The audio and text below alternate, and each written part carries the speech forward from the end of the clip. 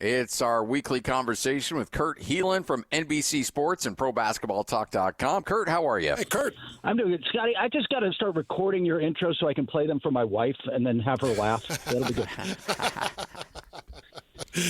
We'll put a montage together for you.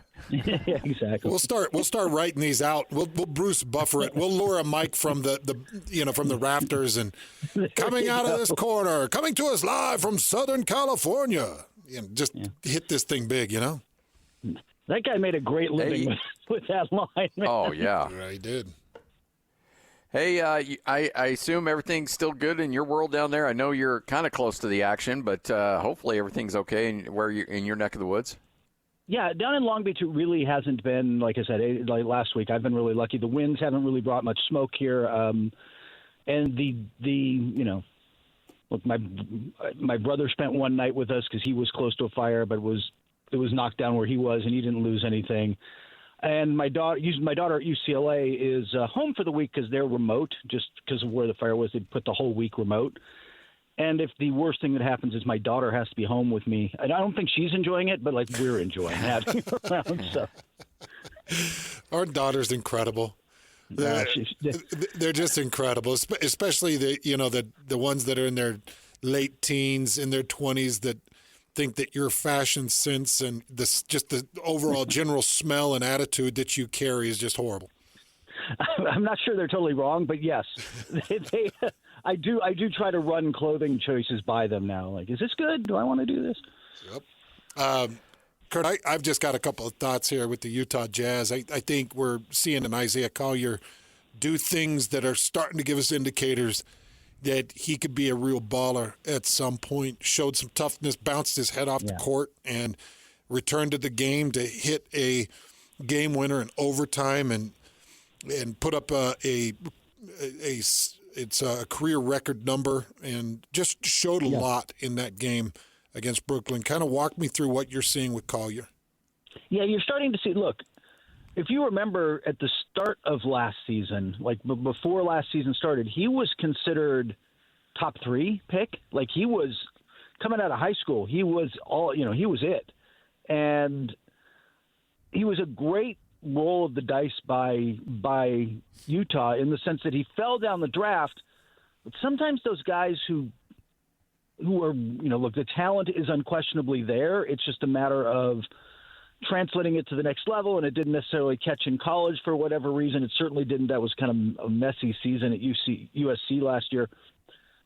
He seems to be maybe finding it. And then I think what's great about the situation Utah is in with their young players, George has had a rougher season than you'd hope and some other stuff. You can just give them all the rope they want. Like, just go. Just run. Let's see how this goes, because you've got time to let them figure it out. You've got time to, you can put Troy Aikman back in the pocket and let him get sacked 15 times, and lose 15 games that first year and be okay. I'm not sure Troy enjoyed that as much as the rest of us, but you can let them learn on the job, which is not going to be the case for every rookie, every place. So the Jazz have quietly developed some, now win-loss record. It's not good for the Jazz, but you look at Johnny Juzang, you look at Bryce Sensabaugh, Isaiah Collier. These are some decent, young, up-and-coming players. Could they be used and not necessarily sought after, but a nice complement piece to finalizing a trade, whether it's completing a 3-team trade with somebody else or being part of an actual trade that the Jazz move? Are they sensible pieces that the Jazz are developing into decent assets? Yes, they are the kind of players, exactly that. That look, while they're, especially on these rookie contracts, while they're affordable, like, these are the kind of guys, somebody who can, in today's NBA, with the way the luxury tax is set up, if you're a good team, if you're, playoffs bound and especially higher, you have got to find a couple of these guys everywhere. You've got to be, the only way you're going to make this make financial sense is to draft and develop well enough that you've got a couple of cheap guys on the roster, maybe get lucky on a minimum contract Russell Westbrook grab in Denver or something. But you've got to find a way to get that cheap talent on the roster. The draft is the best way to do it. And if you have those assets and you're willing to give them up, you can get stuff back. What's the perception on Lauri Markkanen right now? Is he just continues to fight and do his thing, and I've loved what he continues to put on the court. But what is the league perception? Is it, oh, he's a Jazz man, he's untouchable, or is it, I wonder if we could get him, I wonder what he'd be worth? And do you think the Jazz would ever move him? I know how much he wants to be there, and I know how much he likes Utah and Utah's management certainly, and I believe the fans. I mean, you guys would know better than I believe the fans really like him. But man, he's just not on the timeline. And I will tell you that teams around the league are eyeing him this summer as the kind of guy you go get, or you at least start making calls on to see if you can swing it. And I don't think they're going to I don't think Danny's going to just be like, what's the best deal? It's not going to be as cold. How should I put this? It's not going to be as cold as it could be. It's not going to be, we're going to send him somewhere he doesn't want to go, right? But if, a place I think, I was talking with somebody about this, somebody scout the other day about this, and there's, no rumor, no reporting, just kind of like spitballing, but we were watching the Spurs, and you're like, they need a guy like Lowry to space the floor at the 4 next to Wemby. And you're like, man, he'd fit beautifully there. And that's the kind of spot where he might suddenly be like, I'm open to that. You could get something that makes everybody happy. And there's multiple ones of those out there. So I think this summer you're going to get a lot of Lauri Markkanen buzz. They can't trade him at the deadline. But I don't think that desire to get him around the league has gone away. Kurt Helin joins us, NBC Sports, ProBasketballTalk.com, as the Jazz are now at the 10-win mark. You've got, a bunch of teams, I think 3 teams or 4 teams at 8 wins, 1 team at 6. So the Jazz are right there in the mix for having one of those top 3 spots. Let's just say the Jazz pick at 5, and I know we're already looking ahead to the draft in June, but when you look at the draft, are there available players obviously at 1, 2, 3, but when you get down to 4, 5, 6, are there still difference makers that would be available there at that point? There are guys people really like through about 9 or 10, and we'll see what that number shakes out to be. But it is deeper than that. It's not just, man, you got to get Flagg or you got to get Ace Bailey or actually I'll tell you, Dylan Harper's kind of passed Ace Bailey on a lot of boards, but it's not like those 3 guys and then it's a drop off a cliff. There are teams that really like some of the guys below that, and it's a matter of, and obviously the Jazz have been great at finding those guys and developing those guys. So, we'll see who falls to them and where they end up drafting. Hopefully for their sake, it's higher than 5, but you never know. Ask the Pistons, who had the worst record in the league 2 years in a row and drafted 5th because the lottery gods frowned upon them. So, but there are good players. You're still going to be in the mix for a quality, potentially different. Obviously, the farther back you go, the less likely it's possibly a true number 1, number 2 kind of guy. But there's certainly guys with that potential still available. How are you feeling about the current draft lottery rules and how they do it with the top or the bottom 3, 14%, and just the different percentages? How are you feeling about how it's managed and operating? I would like to see it a little harder for a team to jump up from, 8, 7, 6, which is what we've had. I know we've had a 6. I'd have to go back and look off the top of my head with some of these, but and seeing, like I said, Detroit's been the worst team in the league 2 years in a row and fallen to 5th. And they're so concerned. The league is so concerned about tanking that that overwhelmed the sense of a fair draft, and I got to think there's still a little bit of a balance, but I haven't heard anything about anybody planning to change it lately. But I don't like how much you can move after a rough season. If Utah finished with the 3rd worst record, I don't think they should have to fall below 5th or 6th. You know what I mean? You should only be able to fall back a spot or 2. If you have the worst record in the league, you shouldn't be able to fall to 5th, but they're trying they were trying so hard to avoid tanking, especially Wemby era. Like they just didn't. I don't know who else. I don't know who else is coming along. That's that. I don't know that anybody's coming along that's that. But like they're just so concerned about that it overwhelms logic. Well, I had an old boss, and we were evaluating radio talent, and they said if you've got a jerk, he better be crazy talented, and to make up for it. And you got Jimmy Butler, who can be really rough on a locker room. Does the talent compensate for that now, as it used to back in the day? Is there a market right now for Jimmy Butler? No, there isn't much of one. I mean, Phoenix would like to, but they're just desperate. It's beyond just do we want to bring like Houston or Detroit or some teams that gets mentioned occasionally, even Brooklyn. Man, if I'm building a young team like Houston, why am I bringing him into the locker room? As good as he can be when he's good, he's been disruptive everywhere he's been. Is this what I want to do when I'm trying to build a culture? When I've got guys like Fred VanVleet and whatever you think of Dylan Brooks on the court, he's the guy you want on your team off the court, right? Like a guy who sticks up for his guys. I wouldn't. There's just not much of a market. The other bigger concern, though, for all the concern about his play at age 35 and declining, and it's the money.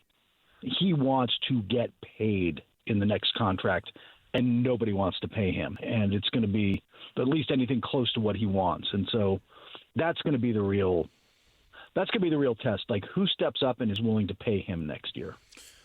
Kurt, there's a couple of things that have kind of nudged me away from the NBA table, just things that rubbed me the wrong way. And this growing voice of players wanting out, like you just saw the Zion Williamson thing with New Orleans today. Well, he wants to be in a bigger market. I don't remember what personality threw that out there, and maybe that's... that was Stephen A. That was your buddy Stephen A. Smith. Oh, okay. That was Stephen A. So, I mean, maybe you take that with a grain of salt, whatever. But hearing the noise of these guys that are just getting so much more noisy about, he doesn't want to be here. Oh, he's going to demand a trade. Jimmy Butler and everybody else included. I feel like it's a bit of an epidemic. Correct me, and Kurt, you know me. Just correct me if I'm wrong. Am I hearing too much noise? Do I need to calm down and stop paying attention to the wrong voices in regards to that stuff? Well, first off, hands, yes, you need to calm down. Okay. Always. Because I'm always edgy. In general.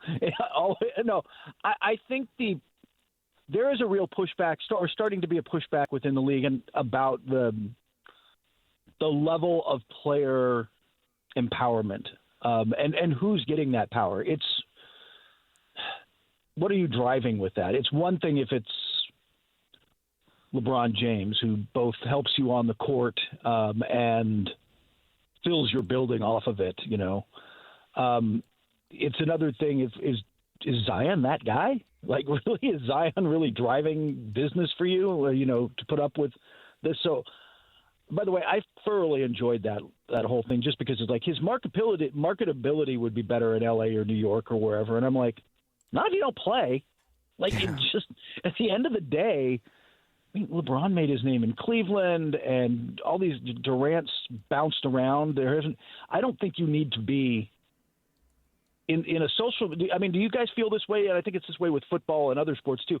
I don't think you need to be in a major market to maximize your earning potential the way you did 20 years ago, just because of social media, because of how players can reach out directly and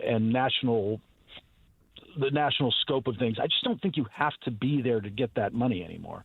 No, I agree completely. And I mean, you look at the NFL. Did Brett Favre, was he less of a star because he was in Green Bay? No, of course not. And I don't know when that stereotype starts to turn a little bit or people start to figure that out. But here in Utah, we would love for people to figure that out, that you can be here in Utah. And John and Carl had really good Hall of Fame careers and were well known and did a lot of good things being here in Salt Lake City. Yeah, and like I said, I think even more now again, LeBron's the easy example just because he started in Cleveland. It just doesn't matter. If you're good enough, if you're big enough, I don't think – let's put it this way, again, looking forward. I don't think being in San Antonio is going to hurt Wembanyama's earnings potential. He's going to be just fine in one of the NBA's smaller markets because he impacts winning, because people want to see him play. I was at the game Monday night in Los Angeles for the Lakers. Granted, it was there was a lot of Laker fans there because it was also older Laker fans because it's Michael Cooper jersey retirement night. But there were a lot of people there to see Wemby on a Monday night with fires in the city and the first game back and all that. There's a lot of people showed up to see Wemby, and Laker fans after the game probably wish they'd seen a little less of him. What do you do with Phoenix? If you're running that organization, what do you do there? And can you really do anything? Oh man, you're not much. I mean, you would love to, you're kind of locked into what this is for at least another year. You might be able to move. I mean, if Bradley Beal would waive his trade clause, you might be able to move him the last year of his deal, but he's got 2 years and 110. You don't necessarily want to. Frankly, Kevin Durant's played great. Like he's been fine. You'd be an idiot to trade Devin Booker. But how much longer? Like eventually, you're not far away from just having to retool this entire thing around Booker on the fly, and they're just kind of stuck right now. They traded away so many picks, so many trade assets to get where this roster is that. I would say, I mean, the tempting thing is just to say, blow it up, trade everything, and start tanking and rebuilding around Booker, except that you don't have your own picks. Like, you can't just tank if you don't own your own picks. It defeats the whole purpose. So that's why Brooklyn traded for theirs last summer to get him back from Houston. You can't do it that way. So that in about a year or two might be the worst GM spot, and GM spot in the terms of like, good luck getting out of this spot in the league. It's a mess. I hesitate to even ask you this, but I've written and deleted probably 5 tweets in regards to Chandler Parsons' take on Kobe Bryant and Kevin Durant. And I know it's just one of those stupid debates, but it's one of those things that pulls you in. I ended up deleting them all because I don't want it in writing. But I was disgusted by it, and I don't want to get into these long arguments because Kobe has something that you can't explain that Kevin Durant would know nothing about. And the opinion enraged me of a former high-level NBA player, and I need you to walk me off of that cliff too, Kurt. I'm not sure I want to walk you off that particular cliff. Kobe's look. I should put this: if it was just 2K and you were just building players and it was two-dimensional in a way, yeah, Kevin Durant's. There's nobody quite like Kevin Durant, right? Like he will forever be one of the great bucket getters this game has ever seen. And he just loves the game. He does love to play and compete. But did he lift teammates around him, or has he lifted teammates around him over the course of his career the way Kobe did? And I think that's what starts to separate it for me is Kobe for, I can list the flaws there too, but Kobe made his team. He willed his teams to be better, and I think as fans, isn't that? And again, back to any sport type of idea. Isn't that what you want to see? Whether it's your hockey captain or the quarterback, and man, I want to see Notre Dame's Riley Leonard run the ball, not slide, take a hit, get up, and get back in there and go. That and their running back. You're like, those are tough guys. I want to play for them, right? I want to play with them. Kobe brought some of that I'm not sure as good as Kevin Durant is, as pure as his game is. Do you ever get that vibe from him? No, not even close. Well, yeah, and there's a trail of destruction left behind Kobe, like Dwight Howard, who came there and realized, I can't do this. Like, I can't play with this man because his expectations are so high that I can't deal with it. And Dwight was never the same after playing with Kobe because I think he realized that he could never be at that level because he never had that work ethic. But guys like Pau Gasol did, and I think it was just a great litmus test to see how tough you were as to not whether you could play against Kobe, but if you could play with Kobe. Yeah, Dwight Howard used to have a bag of candy, Skittles, as I remember mostly, in his locker. And you're like, hey man, if you're 20, you can get away with eating a bag of Skittles and go out and play basketball, and it's not going to affect you. But even by 24, 25, like NBA guys have completely changed their diets around, except for Zion. Guys have completely changed their diets around and figured out how to be like professional because you can feel the impact on the court, and he never had that. And I will give him some credit in that people always ask this, but like, he's a walking Hall of Famer. It's really not a question. From his early days where he was a 3-time Defensive Player of the Year, probably should have been an MVP one of those years type of guy. But he had to do things his way. It had to be quote unquote fun for him. Where for Kobe, man, this was, I don't want to say it wasn't fun. It's not like he didn't enjoy it, but it was a job. He was there to get things done. And, not everybody can play with Kobe, and I don't necessarily think there's one leadership style that works. I'm not one of those people who's like wants one style of leadership for everybody. Like, there's something to be said for how Steph Curry and Tim Duncan run teams differently than Kobe. But if you've got Kobe and you're going to go that way, then you got to get guys who can play with him. And Dwight had that. Plus, he had the back problem in LA, which never. That was the other thing that really, those back surgeries that he rushed back from, he never was the same after that. But then he couldn't handle the Kwame Brown. It's Kwame Brown with Jordan. It's, there's certain guys who just can't handle it. Well, Kurt, always a pleasure, man. Thanks for going off on our tangents with us sometimes. Sorry. No. I think it's a great conversation. No, I'd rather do that. This is fun. How often do I get to bring up Kwame Brown in a day? Not enough. Yeah, exactly. Not enough. Just not enough. By the way, I will tell you, one of my top 4 eye test guys. Like if you just saw him standing there in the locker room, you'd think he was the best basketball player ever, just the way he's built. All right. But he may not have been. So. Yeah, jury's still out there. I don't know, Kwame was that much in stature, huh? Big, in shape like you wouldn't believe, physical, looked like, just eye test, you'd think he was it. But as you know, there are linebackers out there who look like they should be great linebackers who may not be that guy because the mentality's not right. Look like Tarzan, play like Jane. That's the old saying. I think you just described my entire game. So. Kurt, you're the best, man. We Thanks, appreciate Kurt. it. Take care, guys. That's Kurt Helin, NBC Sports, ProBasketballTalk.com, right here on 97.5, the KSL Sports Zone.